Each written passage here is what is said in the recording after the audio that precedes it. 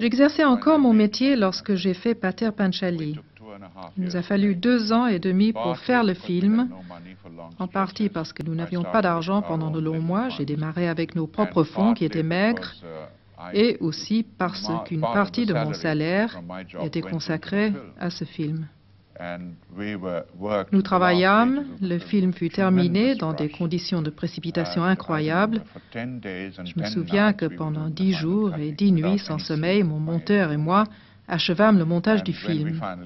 Quand nous eûmes terminé à la fin du mixage, je n'eus même pas la possibilité de visionner la copie. La copie sortit du labo et fut envoyée directement chez Panam, où je m'endormis la tête dans les bras, au comptoir, et c'est un des employés qui dut me réveiller.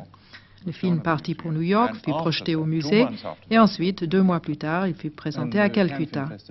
Et le Festival de Cannes, à quelle époque est-ce que cela a eu lieu? Cela a eu lieu l'année suivante. Je connaissais quelqu'un qui allait à Cannes. C'était l'époque où l'on n'avait pas besoin de faire partie de la sélection officielle. C'était plus simple. Il suffisait d'apporter un film et de le présenter.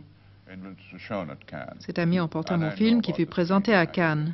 Quant à la projection, j'appris qu'elle avait eu lieu en fin de journée et qu'il n'y avait personne, hormis une demi-douzaine de spectateurs. Et puis le film devint célèbre au niveau international.